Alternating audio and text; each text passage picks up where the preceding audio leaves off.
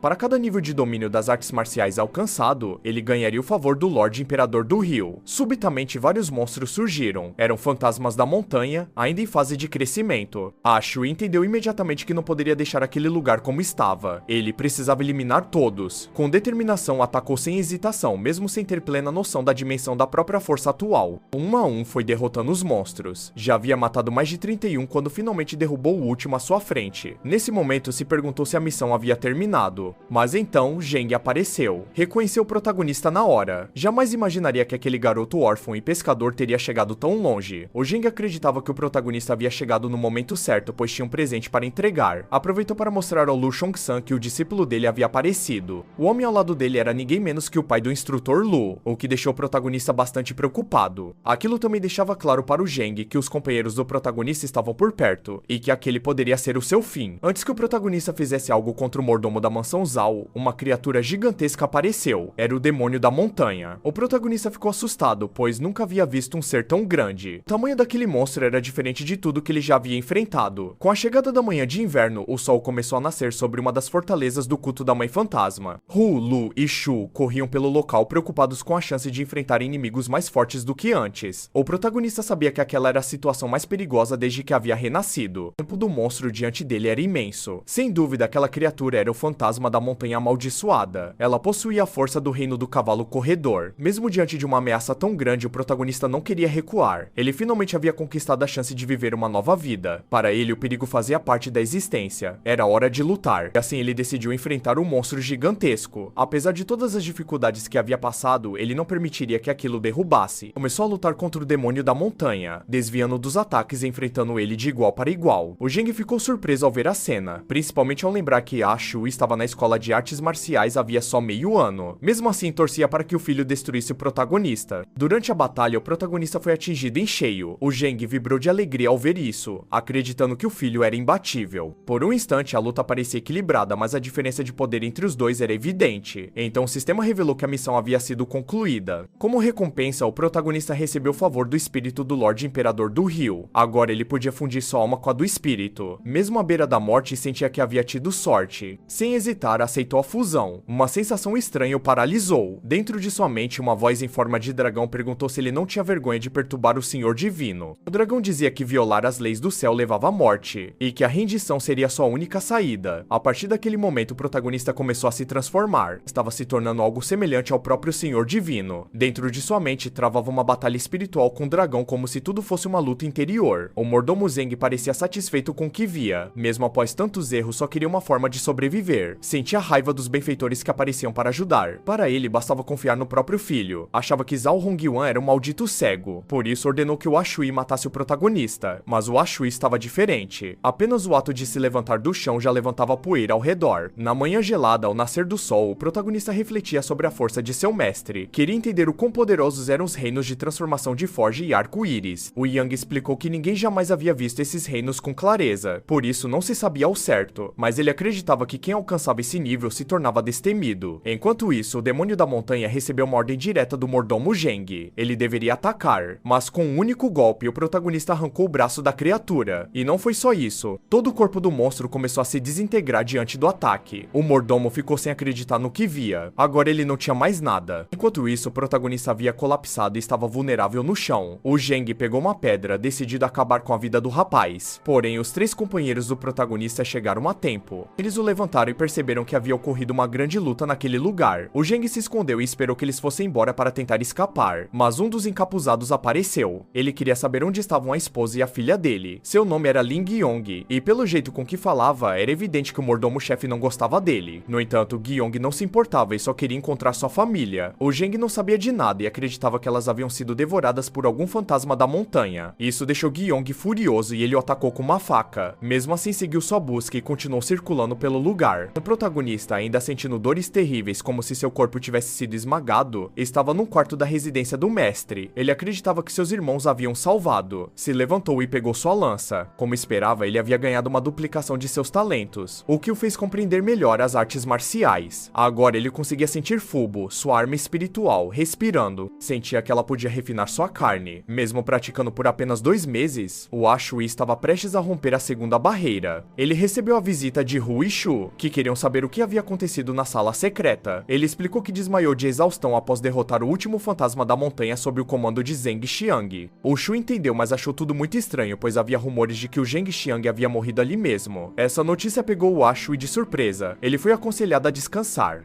Enquanto isso, as reformas da sua residência estavam quase concluídas. Ele realmente havia ganhado uma casa. Recebeu essa recompensa por ter salvado os aldeões. Queriam até dar dinheiro a ele, mas recusou. Achou melhor dividir aquela quantia com todos para que pudesse comer arroz, que naquele mundo era mais caro que carne e simbolizava generosidade. O gesto fez com que o mestre Yang enviasse 2 artistas marciais para vigiar a cidade e proteger o povo. O dono original daquele corpo provavelmente ficaria feliz em ver isso. O protagonista foi até o rio. Seu barco havia sido quebrado da última vez, e se quisesse voltar a pescar teria que conseguir outro. Ele havia aprendido o movimento do Senhor Divino em um sonho, e decidiu testar. Com rapidez conseguiu pisar sobre a água sem afundar e teve total controle. Enquanto tudo dava certo para o protagonista e seus aliados, o mesmo não podia ser dito do lado do Zhang, que estava desesperado e pedia ajuda ao emissário. O esconderijo principal havia sido destruído e o mordomo dele estava morto. 100 fantasmas da montanha haviam sido perdidos, o que deixou todos furiosos. O emissário, porém, não queria saber de desculpas, pois estavam prestes a colher os frutos de seus planos. Então deu uma nova tarefa ao Zhang, arranjar um barco. O Zhang começou a acreditar que Zeng Xiang, Ling Yong e Lu Xiaohui haviam nascido para serem devorados pela mansão Zhao. Para ele, aquilo era apenas seleção natural. Pensava que o culto da mãe fantasma estava apodrecendo, como uma árvore velha, e não daria mais frutos. Por isso, decidiu fugir de barco durante a noite junto com o filho, e deixar o resto lidar com toda a bagunça. Na escola de artes marciais Yang, as coisas estavam cada vez mais intensas para o protagonista. Ele já era venerado por muitos, e tudo piorou quando descobriram que havia derrotado sozinho vários fantasmas da montanha. Ele tinha certeza de que foi Shu quem espalhou todos aqueles rumores. Em seguida, ele se encontrou com Shu, Hu e Lu, e Hu queria mostrar algo que a mansão Zhao havia enviado para o protagonista. Era um presente de despedida. Escrituras de loja com bom valor, servindo também como um pedido de desculpas. Todos começaram a tentar entender o motivo de Zhao ter feito isso. Talvez alguém tivesse revelado o esconderijo dele para o público. Mesmo assim, acreditavam que não deveriam permitir uma rota de fuga para Zhao. Um mês antes, em um lugar muito pobre, um homem chamado Liu havia saído para buscar o almoço da esposa. Ele se apressava para que ela não ficasse muito tempo com fome. Quando chegou ao local, acabou sendo atacado atacado e perdeu a vida. A criatura que o matou tomou sua forma, ficando idêntica a ele, e passou a se fingir de marido ao entregar a comida para a mulher. Agora, um mês havia se passado, e aquele era o último dia do acordo com o emissário. Quando chegasse a hora, o falso Liu teria que eliminar a esposa e a filha. No entanto, uma voz dentro dele começou a provocá-lo, querendo saber se ele iria hesitar. Caso não cumprisse a tarefa, aquela voz prometia fazer isso por conta própria. O homem jogava água em si mesmo, tentando se livrar da influência, mas era inútil. Eles eram um só. Nesse momento, o protagonista chegou com Shu, pois precisavam que Liu os transportasse para o outro lado. Enquanto ele fazia seu trabalho, o protagonista observava tudo com atenção.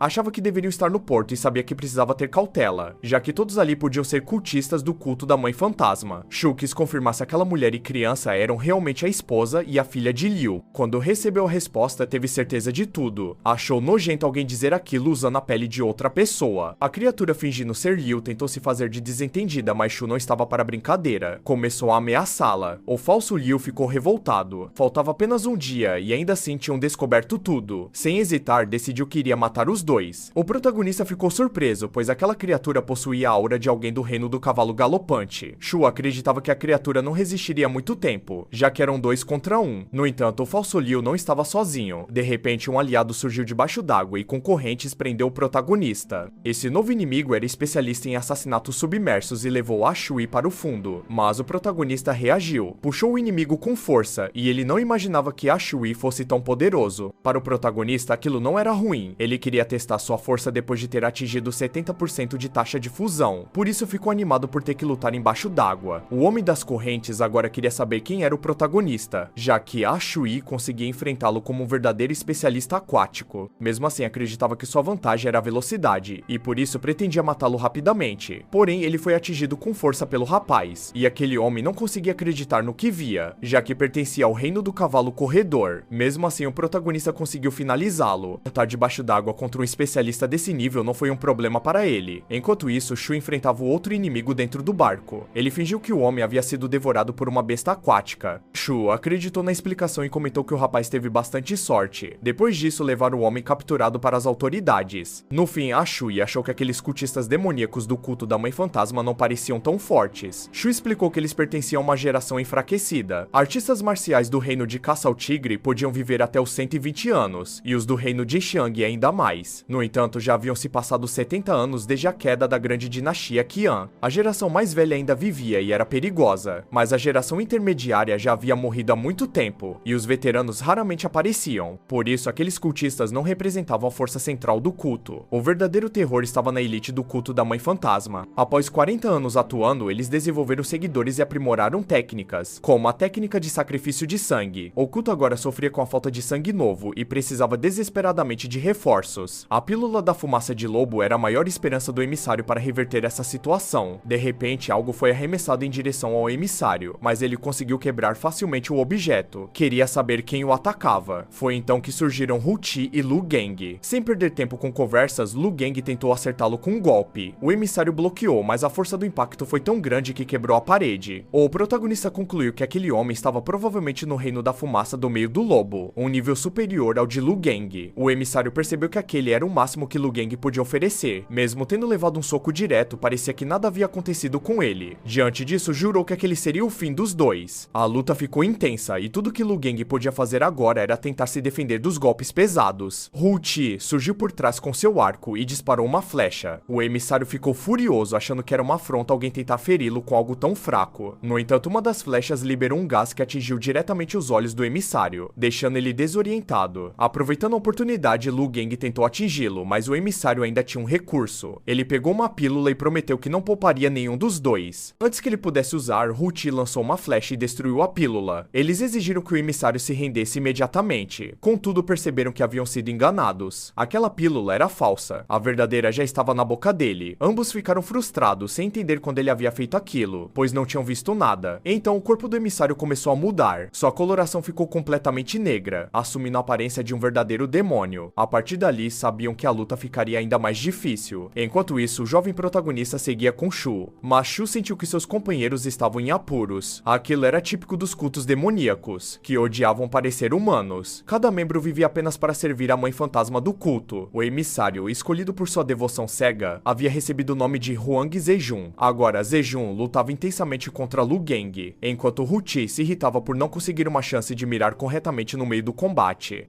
De repente, Shu apareceu com a Shui e decidiu ocupar o lugar de Hu Chi na batalha. Lu Gang já estava esgotado e precisava encontrar uma maneira de sair daquela situação. Foi então que Shu lançou uma flecha na direção de Zejun, o emissário. No entanto, Lu Gang achou estranho. Aquela flecha era muito mais fraca do que o normal para alguém como Shu. A flecha se quebrou facilmente ao tocar na pele do inimigo. Foi nesse instante que Lu entendeu tudo. Seu companheiro estava apenas criando uma distração. Assim que encontrou uma brecha, Shu disparou outra flecha, agora com muito mais força. Enquanto isso, Zejun se lembrava das palavras de seu mestre. Eles eram apenas remanescentes de uma era esquecida, e o mundo atual já não tinha mais lugar para eles. Tudo que um dia lhes pertenceu agora estava nas mãos de outros. Por isso, Zejun queria que todos pagassem por aquilo. Mesmo assim, ele foi atingido com força pela segunda flecha de Shu. Ficou incrédulo, sem entender como aquilo havia acontecido. O protagonista havia entendido perfeitamente a estratégia. A primeira flecha era fraca de propósito, e a segunda usava o verdadeiro poder de alguém do reino do cavalo corredor. No final, Zejun admitiu que ainda tinha muito a aprender. O protagonista o amarrou com correntes especiais, feitas exatamente para conter artistas marciais do reino da fumaça de lobo. Shu alertou a Shui para não se assustar com o que veria. Explicou que cultistas demoníacos gostavam de assumir formas que não eram nem humanas nem fantasmas. Mas Zejun respondeu que Shu dizia isso porque nunca havia vivido em cavernas sem luz, ou caminhado por pilhas de cadáveres. Tudo que Zejun queria era viver com liberdade e dignidade. Para ele, aquilo justificava seus atos. Mas Shu discordava. Achava que não se deve procurar desculpas nobres para ações cruéis. Afinal, Zejun destruiu muitas famílias. Não havia como tornar seus atos menos egoístas. Ele só não quebraria todos os ossos do inimigo naquele momento porque ainda precisava extrair informações importantes. A raiva de Shu vinha de algo muito pessoal. Ele era órfão por causa do culto da mãe fantasma, que havia destruído sua aldeia. O protagonista observava tudo e sentia algo novo. Aquela sensação de dever cumprido ele nunca tinha experimentado antes. No fim, conseguiram levar o emissário capturado. Dias depois, mesmo após a entrega de Zejun às autoridades e o recebimento de uma boa quantia em dinheiro, o protagonista continuava inquieto. Pensava que a esposa do mestre era uma mulher extremamente generosa. Durante esse tempo, ele acompanhou seus irmãos mais velhos na caçada a outros fantasmas da montanha e percebeu que sua força havia se estabilizado. Ele desejava evoluir ainda mais. Foi quando Shu avisou que o mestre havia retornado e queria discutir as recompensas com base no desempenho de cada um. O protagonista ficou surpreso. Para ele, o dinheiro que já havia recebido era mais do que suficiente. Enquanto isso, o emissário capturado Zejun jurava vingança contra Zhao Hongyuan. Os rapazes estavam desconfortáveis por estarem comendo perto de criminosos como ele, mas sabiam que tudo havia sido planejado pela esposa do mestre, então não questionaram. Naquele momento, a Shui descobriu que o sobrenome da esposa do mestre Yang era Shu, um nome muito importante em Huangzhou. A família Shu havia produzido um grande secretário de ministros na era do Grande Ancestral. O velho marechal havia sido responsável por arranjar o casamento entre o mestre e sua esposa. O pai da esposa do mestre era Lord Shu Hongguang, o terceiro ministro da corte de empreendimentos imperiais. Naquele momento, o mestre Yang avisou que os dois criminosos seriam levados para interrogatório ainda naquele dia. Zejun afirmou que não iria colaborar com eles, e que poderiam matá-los se quisessem, pois mais cedo ou mais tarde os membros do seu culto viriam atrás de todos. Para mestre Yang, aquelas palavras não passavam de tolice. Segundo ele, o culto cometia erros graves em suas prioridades, e nem compreendia os conceitos que pregava. A única razão de Zejun ainda estar vivo era porque ele ainda era útil, caso contrário já teria sido eliminado há muito tempo. Com isso resolvido, o mestre Yang decidiu discutir as recompensas dos seus discípulos. Ele entregou um presente especial para o protagonista, e explicou que quem havia enviado era o irmão mais velho do rapaz, e que ele apenas buscou nos correios. O presente havia sido conseguido por um homem de cabelos brancos e longos, um capitão, que havia derrotado alguns guerreiros do reino da fumaça do lobo. Esse capitão era considerado muito generoso, e todos queriam ter a mesma sorte que o protagonista havia tido. Com isso, alguns começaram a pensar que o mestre tinha seus favoritos, mas ele disse que ao retornar iria levar bebidas para todos. No fim, ele só esperava que o protagonista gostasse do presente. O presente que a Shui recebeu era uma ferramenta espiritual. Esse tipo de artefato é único. Ele tem a capacidade de crescer junto com seu dono, sendo completamente diferente de qualquer arma comum. Para um artista marcial comum, possuir uma ferramenta espiritual era motivo de extrema felicidade. Os materiais para forjá-las eram raros, e havia poucas pessoas que ainda seguiam esse ofício. Agora o protagonista possuía duas delas. Ele deu o nome de Qinglang para a nova arma. Com isso, a fraqueza do protagonista em combates corpo a corpo foi resolvida. Ele não seria mais limitado pelo ambiente em suas batalhas. No final, percebeu que havia faltado muitas aulas por causa do incidente dos fantasmas da montanha. Por isso, decidiu que era hora de voltar a praticar. No caminho, encontrou o professor Si Heng e ficou envergonhado, mas o professor disse que estava tudo bem e levou o rapaz com ele. Eles foram até o diretor, pois tinham feito melhorias no método Pinyin, e o diretor da academia Zhao Oji ficou surpreso com o método que A Shui havia desenvolvido. No entanto, o velho diretor não queria formalidades. Ele queria mostrar as melhorias que fez junto com Heng. A Shui percebeu imediatamente que havia uma grande otimização no método. Achou aquilo incrível e teve certeza de que aquele velho não era uma pessoa comum. O diretor também estava muito agradecido ao rapaz. Heng explicou que já havia submetido a arquitetura desenvolvida por A Shui ao professor responsável, e que com a recomendação dele, as chances do rapaz ser enobrecido aumentariam bastante. A Shui ficou muito grato, pois sabia que fazer conexões tornava tudo mais fácil. No entanto, ele ainda não sabia quem era o grande professor. Só naquele momento, Heng percebeu que havia esquecido de mencionar o nome dele. No topo da hierarquia da capital imperial estava o imperador. Logo abaixo dele vinham os 3 salões e os 2 pavilhões, formando o grupo dos 5 grandes estudiosos. Um desses estudiosos era o professor dos jovens estudiosos, o renomado Li Haobai, conhecido como um dos 5 grandes. Em um de seus cartazes, Li Haobai havia elogiado publicamente o método Pinyin, chamando atenção para seu potencial. Naquele momento, o imperador demonstrava interesse em encerrar as atividades do tribunal, pois achava que os grandes estudiosos não tinham mais novas contribuições relevantes. Durante uma reunião, um dos estudiosos mencionou um novo método iluminista que seria superior ao antigo método Chiesi. Esse novo método era o Pinyin, e o próprio Li Haobai, representante do pavilhão da profundidade literária, estava presente para defendê-lo. No salão da governança diligente, o homem chamado Nian Xiaoyao se opôs à proposta, argumentando que substituir as leis e tradições dos antepassados por algo tão recente e sem fundamentos era um erro grave. Por outro lado, Zhang Jui afirmou que Xiaoyao não compreendia os princípios fundamentais que sustentavam o Estado. Em meio à discussão, Sui Geng também opinou, dizendo que o método Pinyin era de fato superior ao antigo Chiesi. A conversa seguia sem chegar a um acordo, até que Li Haobai sugeriu que todos testassem o método por conta própria. Ele contou que o Pinyin foi criado por Liang Qi, um pescador das montanhas e aluno de um de seus discípulos. Apesar da origem humilde, o jovem era muito inteligente, e por isso Haobai acreditava que ele merecia uma recompensa oficial. Chegou até a sugerir um título de nobreza. O imperador achou Liang Qi um homem interessante, e decidiu testar o método pessoalmente, colocando o sexto príncipe como responsável pelo experimento. Assim, o tribunal foi encerrado temporariamente. Enquanto isso, na residência Yang, o mestre lia uma carta que dizia ser necessário atualizar os dados para enviar à capital imperial. Um novo item obrigatório seria o gráfico de destino, exigido no registro de artistas marciais. Para o mestre Yang, isso seria uma boa oportunidade para o jovem A Shui. Segundo os princípios do gráfico de destino, o futuro de uma pessoa não era fixo, era como um caminho a ser seguido. Com o vento, alguém podia se tornar um tigre, com a chuva podia virar um dragão. Quanto melhor o gráfico de destino, maiores as chances de alcançar grandes conquistas nas artes marciais. Artistas com gráficos avançados geralmente tinham 2 selos, um principal e um lateral. Um exemplo era o santo marcial Zhang Longxiang, que possuía o selo principal da montanha divina do grande pilar e o selo lateral do feroz que arrebata a comida, símbolo de força. Para atingir esse nível, ele passou por grandes provações. 13 anos após sua jornada começar, foi encontrado nos resíduos do norte, onde enfrentou 3 especialistas, matou 2 e deixou o terceiro gravemente ferido. Outro exemplo era o santo marcial Yuan Jijie, dono do gráfico da montanha de pedra desolada. Ele alcançou a iluminação no deserto e recuperou a juventude. No entanto, como não era do grande Shui e se recusou a se render, acabou morto por Zhang Longxiang. No final, os gráficos de destino não são imutáveis. Eles mudam conforme as escolhas e as pessoas que cercam o indivíduo. O destino é um caminho em constante transformação. Apesar de tudo, o protagonista queria entender como o gráfico de destino era avaliado. A chave para essa avaliação estava nas cinzas do incenso. Quanto mais tempo o incenso queimava de forma estável e intensa, melhor seria o resultado. O mestre já havia preparado o incenso padrão de destino de 5 anos, especialmente para o protagonista, como presente de ano novo. No entanto, ainda faltava um ingrediente essencial, a essência sanguínea de um peixe do tesouro com 100 anos de vida. A necessidade dessa essência deixou o protagonista surpreso. Os peixes do tesouro eram criaturas raras, nascidas da energia do céu e da terra. Elas carregavam uma sorte natural que se concentrava em seu sangue. Por isso, a essência sanguínea de um peixe assim podia influenciar o destino de alguém. No fim, o protagonista concluiu que quando se tratava de encontrar esse tipo de peixe, ele era um verdadeiro especialista. Com esse pensamento em mente, o protagonista decidiu comprar outro barco. Um velho apresentou alguns modelos que pareciam estar em boas condições, embora algumas peças tivessem sido reformadas. Durante a visita, um homem chamado Lin Ji apareceu e ficou satisfeito ao ver o protagonista em sua loja. A presença do rapaz chamou a atenção, e em pouco tempo os rumores começaram a se espalhar entre as pessoas que passavam por ali. Lin Ji logo pediu que seu filho mais novo fosse cumprimentar o visitante, e aproveitou a oportunidade para fazer uma proposta. Ele ofereceu um corte de 20% nos lucros da guilda, e ainda prometeu o melhor barco disponível caso o protagonista aceitasse se tornar patrono do grupo. No entanto, o protagonista recusou sem hesitar, deixando Lin Di surpreso com a decisão. O protagonista já entendia bem como funcionava aquele mundo. Sabia que os grandes sempre devoravam os pequenos, e não queria se envolver nesse tipo de esquema. Apesar de ser apenas um pescador, ele também compreendia o valor de uma boa reputação. Mesmo assim, não desejava atrair problemas com os outros pescadores. Sabia que não poderia cuidar de todos e preferia não assumir esse tipo de responsabilidade. Mesmo diante da recusa, Lin Di ainda tinha outra proposta. Ele disse que havia rumores sobre um monstro nas fronteiras do condado de Shuibu e queria contratar o protagonista para lidar com a ameaça. Como recompensa, ele poderia ficar com um bom barco. Diante disso, o protagonista partiu em direção ao grande pântano de Jianghuai, um local conhecido por conter muitos tesouros, mas também cheio de perigos ocultos. As águas da região eram divididas em duas zonas, a zona de águas rasas e a zona de águas profundas. A primeira era acessível às pessoas comuns, mas tinha poucos recursos. Já a segunda era rica em tesouros, porém extremamente perigosa. Em geral, os demônios que desejavam entrar na zona de águas rasas precisavam pedir permissão ao deus do rio. Caso não o fizessem, poderiam ser punidos pelo grande Shun. A punição mais leve era a expulsão, mas a mais severa era a morte. O monstro mencionado por Lin Di estava justamente na fronteira entre as águas profundas e as rasas. Às vezes, essas criaturas se perdiam e acabavam atravessando o limite. Dessa vez, o protagonista não levou a Wei com ele, pois o havia designado para outra missão. Mesmo assim, ele acreditava que valia a pena arriscar. Como estava mais forte, tinha confiança para explorar mais fundo e tentar encontrar oportunidades melhores. Com sorte, poderia achar um peixe do tesouro com 100 anos de vida na zona de águas profundas. Ele já estava procurando por horas e ainda não tinha encontrado seu alvo. Depois de muito tempo procurando, foi o gorducho, um dos animais de estimação do protagonista, que encontrou alguma coisa. Ele começou a perseguir o que tinha farejado, levando o protagonista até uma enguia de 7 estrelas, uma criatura rara. Mesmo que parecesse comum, o protagonista sabia que a força de um monstro não podia ser julgada pela aparência. Aquela criatura era diferente. Demônios poderosos costumam evitar a zona de águas rasas, não só por medo do grande Shun, mas também porque as recompensas não compensam o risco. Peixes do tesouro nascidos naturalmente às vezes são fortes, mas o protagonista acreditava que aquela enguia ainda não era forte o suficiente para ele. Usando seu controle sobre a água, ele tentou atacar a criatura, porém uma segunda criatura apareceu de repente. Ela tentou acertá-lo, mas ele conseguiu se esquivar por pouco. Então ele viu que essa nova criatura havia devorado a enguia de 7 estrelas. Talvez aquele fosse o verdadeiro monstro que Lin Di havia mencionado. Já que o monstro tinha roubado sua presa, o protagonista decidiu que tiraria a vida dele como pagamento. Perder o peixe do tesouro foi uma pena, mas o novo inimigo era uma chance ainda maior. Ele sentia que ao devorar aquela criatura, poderia romper a próxima barreira. Por isso, ele iria derrotá-lo e comer sua carne. O cascudo jogou a lança para o protagonista, que não perdeu tempo. Lançou a arma contra o monstro gigante e acertou em cheio. Logo em seguida, a Centopeia usou seu veneno contra o inimigo. Todos os animais de estimação participaram da luta. Trabalharam juntos para destruir o monstro. O protagonista finalizou a criatura com um corte preciso, como se estivesse fatiando a carne que iria comer. Para sua sorte, nenhum dos seus bichos havia se machucado. Então ele dividiu a carne com eles e preparou um churrasco no espeto. Como a criatura era enorme, ainda sobrou bastante carne. Depois da refeição, o protagonista sentia que sua energia estava diferente. Tinha certeza de que naquela noite alcançaria o que tanto buscava. Depois de tudo, o protagonista realizou a fusão. Sem perceber, havia cumprido todos os requisitos para uma atualização, e conseguiu fazer o avanço por acidente. Logo em seguida, sentiu algo estranho em seu corpo, e por um momento achou que havia falhado. No entanto, o avanço tinha sido um sucesso. Agora ele estava completamente fundido com um macaco de água. Zeling e sua força havia se tornado descomunal. Apesar disso, seu corpo parecia prestes a se quebrar por dentro. Felizmente, a colheita que fez durante essa aventura valeu muito a pena. O reforço com a essência de dragão e os ossos de tigre funcionou como um fortalecimento completo do corpo. Seu poder havia sido triplicado e para testar isso, ele lançou um soco no ar. Mesmo com esse crescimento durante o processo de alcançar o estágio ósseo, ele acabou afetando profundamente os 5 órgãos internos. Por sorte, seu mestre Yang havia lhe ensinado a cultivar o Xing Qiming há muito tempo. Agora ele finalmente havia atingido o estágio ósseo, e tudo se tornava extraordinário. Se não fosse por esse avanço, ele provavelmente teria sofrido uma ruptura por ter se esforçado tanto. Logo em seguida, o sistema enviou uma notificação. Informava que seu crocodilo desejava evoluir para um crocodilo de madeira com chifres, e seu bagre queria se transformar em um bagre cabeça de tigre. Sem hesitar, o protagonista decidiu evoluir todos de uma vez. O crocodilo passou por uma transformação completa e ficou quase como um dragão. O protagonista reconhecia que seus animais de estimação era o seu maior triunfo. Ele não tinha escolha no passado, mas agora estava decidido a levá-los para onde quer que fosse. O gorducho, que já não era mais gorducho, havia desenvolvido uma habilidade que emitia ondas de alta frequência como um som muito agudo. Ele era o responsável por movimentar o barco. Naquele momento, o protagonista já não precisava fazer nada. Seus animais de estimação dominavam tudo dentro da água.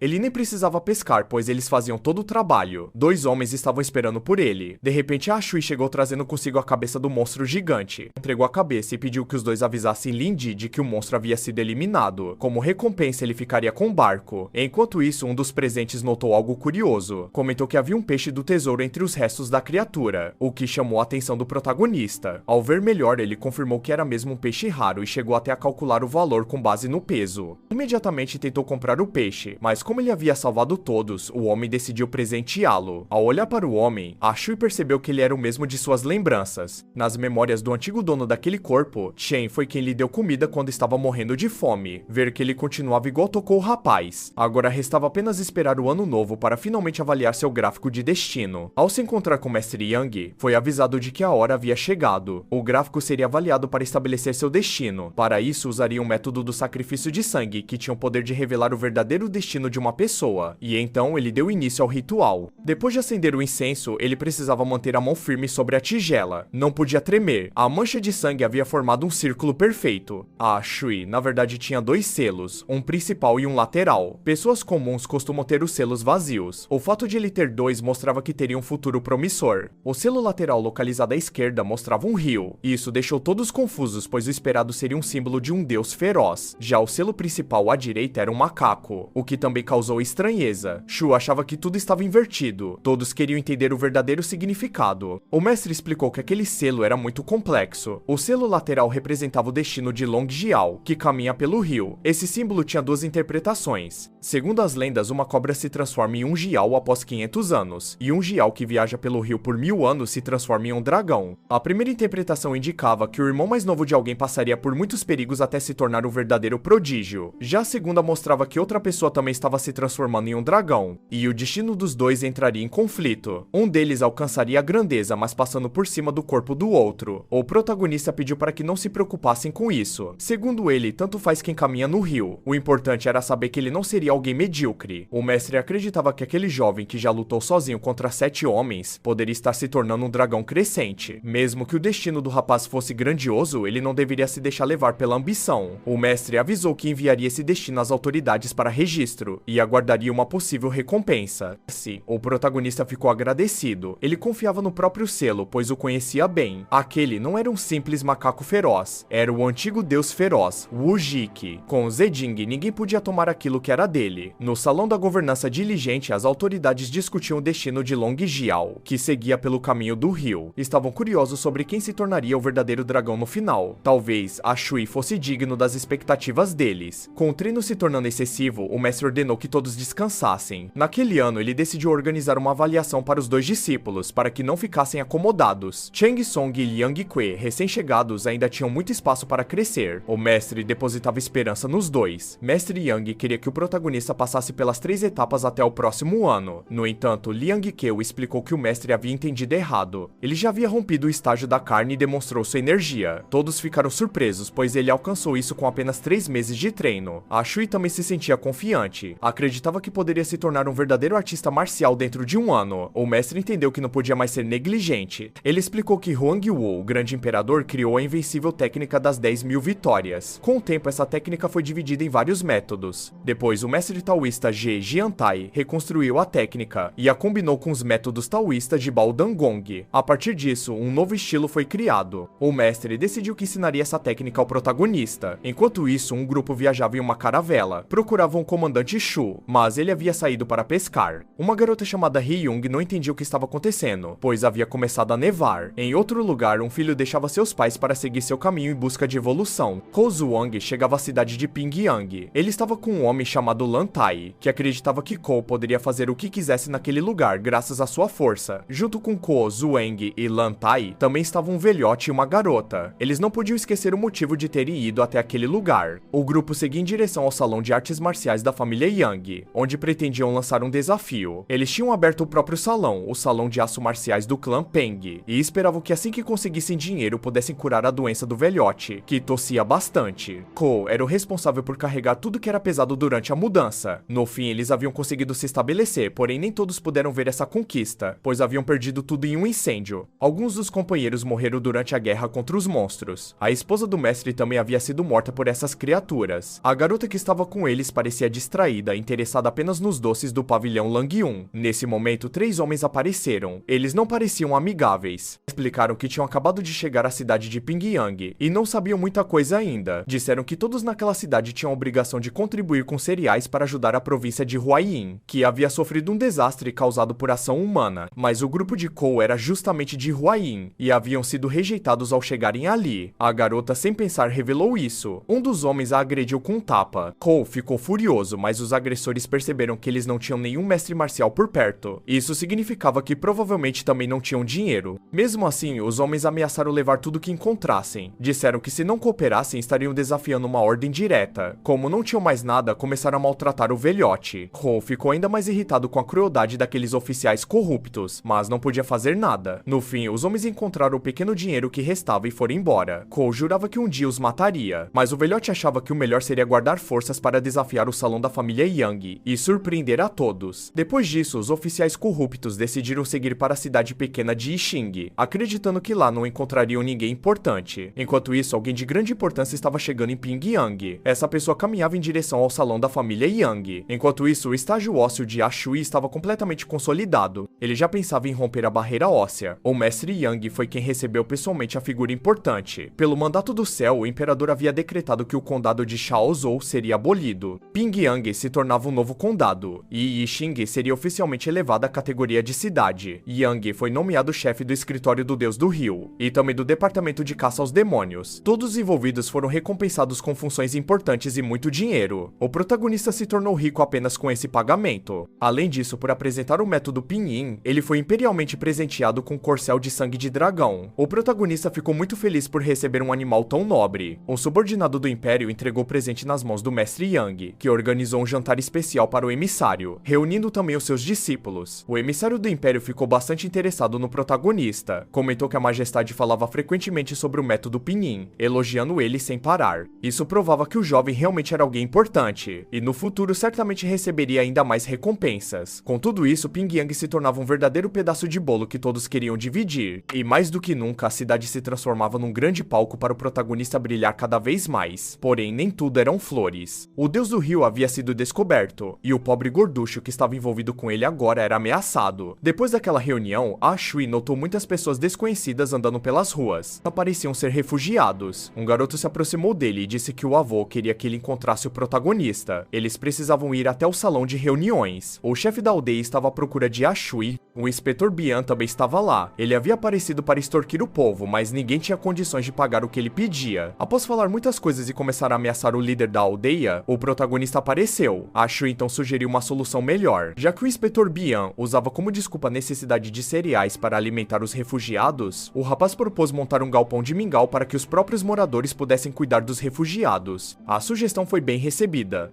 Todos ficaram aliviados com a chegada do protagonista. O inspetor Bian ficou irritado, pois estava sendo contrariado. O líder local explicou que o protagonista era o prodígio da aldeia e tinha permissão para opinar, além de ser discípulo do mestre Yang. Isso deixou o inspetor surpreso. Ele percebeu que havia escolhido o lugar errado para tentar extorquir, pois poderia acabar se metendo em problemas sérios. Ashui lembrou ainda que o inspetor estava mencionando Chaozhou como se ainda fosse um condado, mas essa classificação já havia sido abolida, o que deixava sua presença ainda mais suspeita. Sem saber como sair daquela situação, o inspetor foi interrompido pela chegada de um homem montado a cavalo. O recém-chegado usava uma armadura completa e queria saber onde estava Liang Ke, vindo da cidade de Yixing. O inspetor Bian ficou em choque ao reconhecer o uniforme daquele homem, uma organização respeitada. O protagonista se apresentou imediatamente ao cavaleiro. O inspetor, ao ouvir o nome do rapaz, começou a lembrar de algumas informações. Ele recordou que a Six Fan School estava investigando pessoas relacionadas ao culto da Mãe Fantasma. Era possível que houvesse alguma ligação entre o protagonista e esse caso. Bian achou que aquele era o momento perfeito. Para ele, isso poderia ser exatamente o que precisava para virar o jogo.